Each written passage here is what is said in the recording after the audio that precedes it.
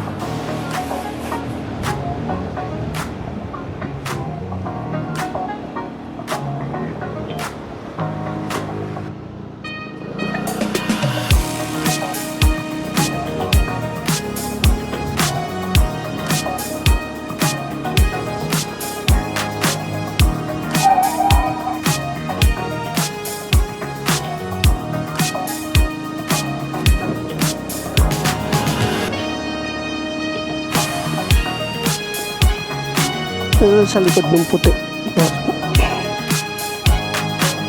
Yan. Ano ba si Patrick? Ay, Patrick.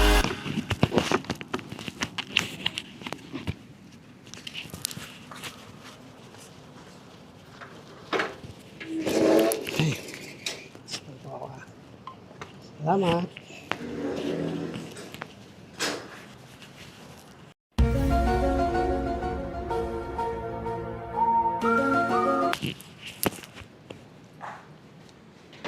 Good thing you have the deed of sale. I forgot about it. I totally forgot about it. Actually, you need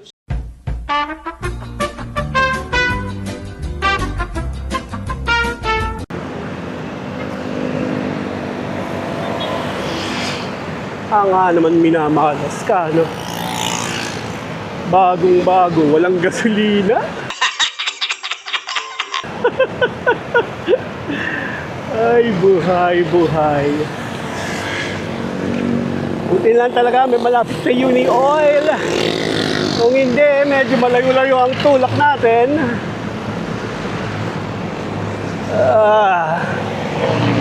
Okidoki, ito tayo. Alright.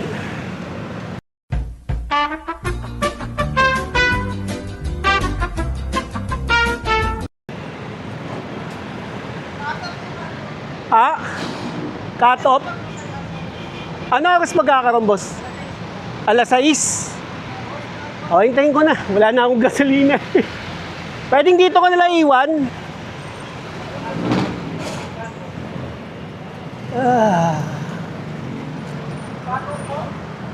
Cut off! Siyempre, wala tayong choice kundi maghintay. Inabot pag binamalas ka nga naman, oo. Inabot pa tayo ng cut-off. Pero, 6 o'clock. So, 7 minutes. Wala na akong choice. Walang gasolina eh. Dito? Okay. Lilipat tayo doon sa kabila. Nakakatakot. 666 yung gasolina. Putik. Scary.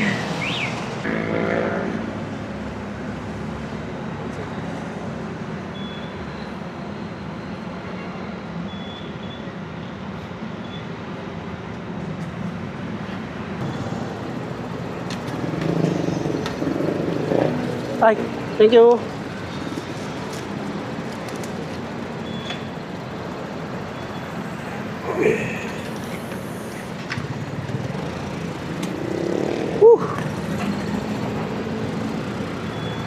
Hangin muna tayo guys bago tayo lumakad para siguradong swakto. Okidoki boys, we are good. Tara, tabi natin dahil may magpapahangin iba. And let's prep up here sa tabi. Yan.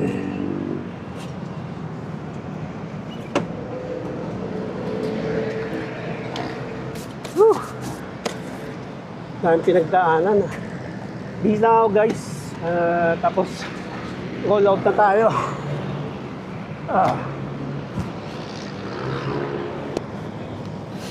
Okay guys, so you're all set. Okay. Let's go ahead.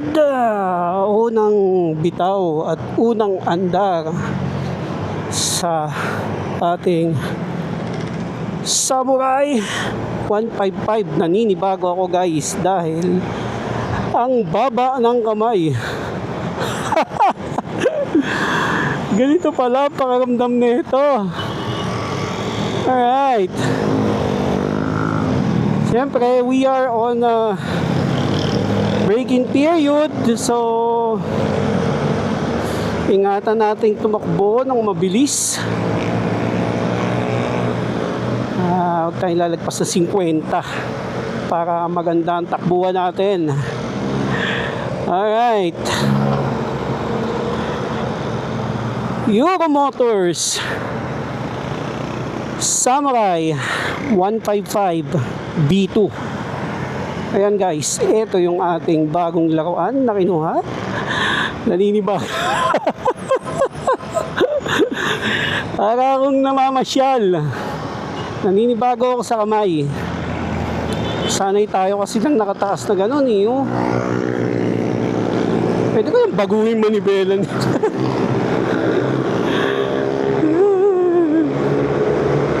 Adjust tayo ng salamin. Yan, ganito lang. Takbong pogi.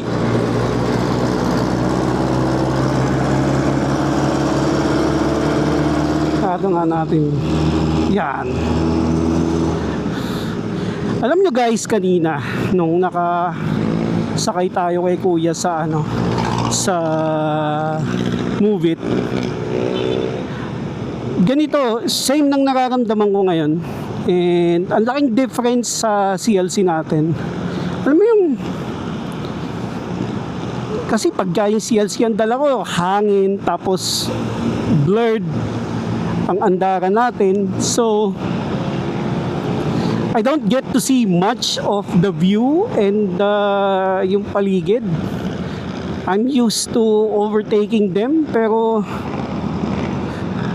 yung ako yung ino-overtake ng halos lahat, nakakapanibago yan, si kuya. Yeah. Pero this is a different experience. Definitely, it's a new experience. Saya, ang saya, oh. Pasyal lang, tamang ayos, nasa motorcycle lane tayo. We're driving at 45. Yan. 46. Tamang ano lang. Chill ride, good vibes. So I just don't know kung anong oras tayo darating sa bahay. Pero surprisingly, the comfort and the ride itself is actually good. Masarap.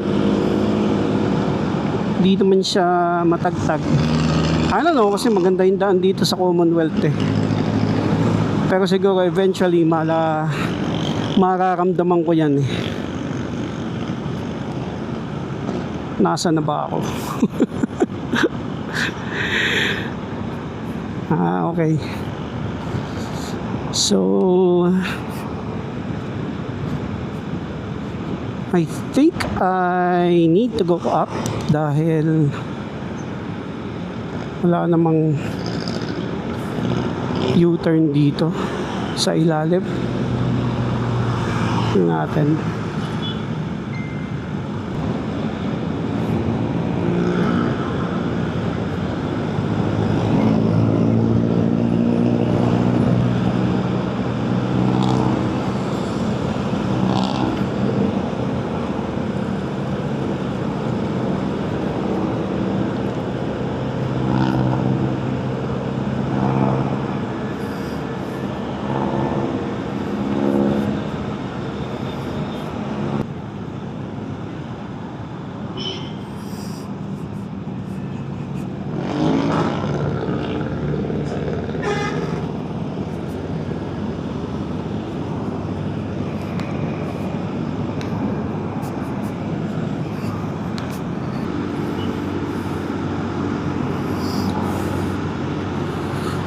Matutuwa si mami nitong ganitong driving ko. Mami, takbong 50 lang tayo. Pero ang solid ng andar, ang steady, very smooth. Ang smooth ng ride.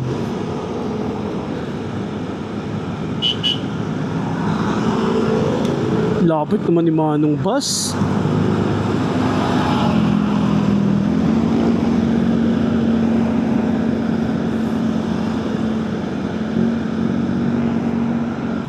Guys, papasok na tayo rito sa Katipunan Road.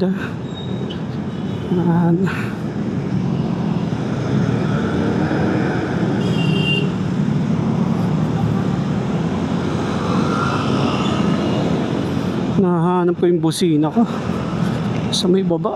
Hindi pala ito busina sa baba, taas pala busina dito. Yan, dito tayo sa Katipunan. Wah, ma-overtake pa ako kay Muya.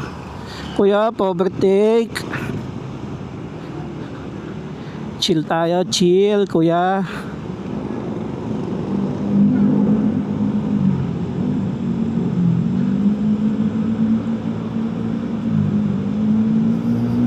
Steady, steady.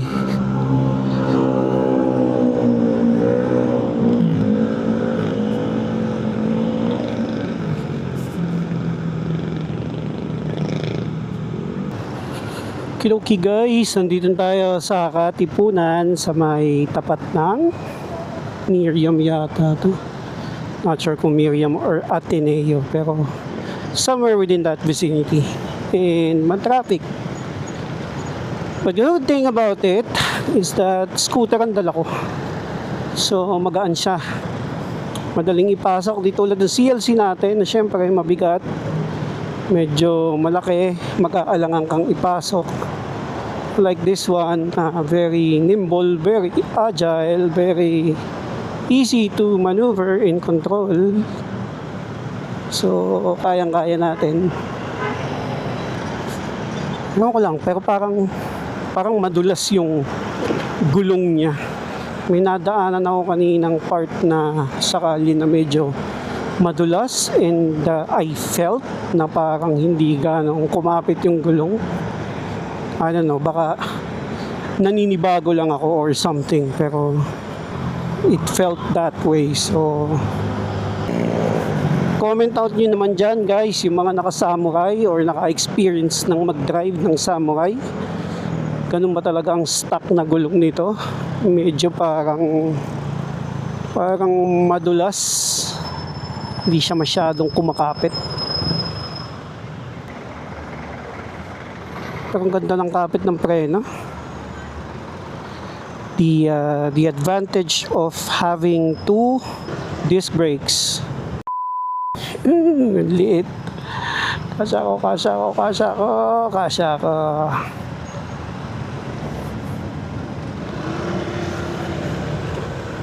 Kuya, kasya ko. Sikip yun Seat height, okay naman sa akin, okay naman. I'm 5'7", and sakto naman yung lapat ng paa ko. Mas mababa yung CLC syempre, but it's a cruiser bike, kaya mababa. This one, for a scooter type, it's good. Hindi siya kataasan, hindi rin siya kababaan. I think abot din to ni Mami. Kaya naman ni Mami for a 5'3" na height. Tsaka ang tahimik ng makina. Sarap i-drive. Ito na. Sa kanto na tayo ng Katipunan and Aurora. Kakaliwa na tayo papuntang Marcos Highway. So yes, ito medyo hassle and bustle. Ay, muntik pa ako hindi umabot. Kuya, ayaw idiretso.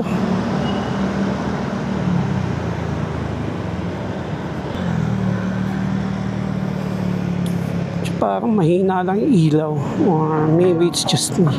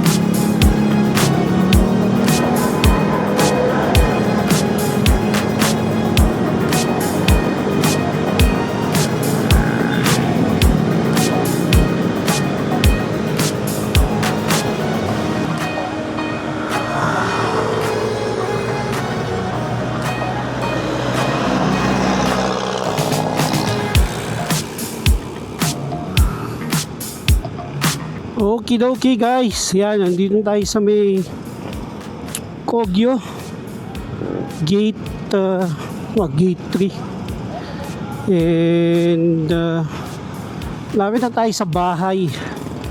So, ginabi na tayo dahil late na nga tayo nakaalis doon. 6 o'clock na. Tapos may dinaanan pa ako sa Mercury Drug. Kaya talagang gabi na tayo makakauwi. So, I'll be ending the video here.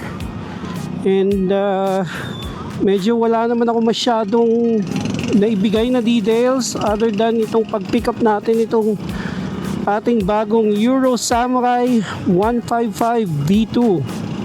So, abangan nyo ang mga upcoming videos nito.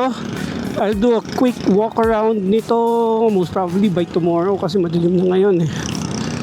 So we'll do a quick walk around tomorrow and I'll give you my initial impression based on the experience ng ating driving.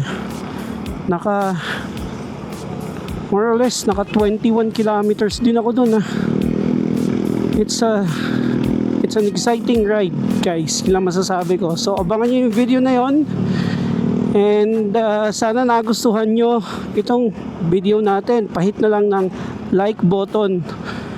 Also, kung meron kayong questions, comments, or suggestion, sulat nyo na lang dyan and I'll try to read and answer them. Also, kung bago kayo dito sa channel natin, I would like to invite you to please subscribe to my channel and hit the bell notification for more updates. Again, mga kamoto, Topi Manalo here. Until next time, kita-kits po tayo. Bye-bye.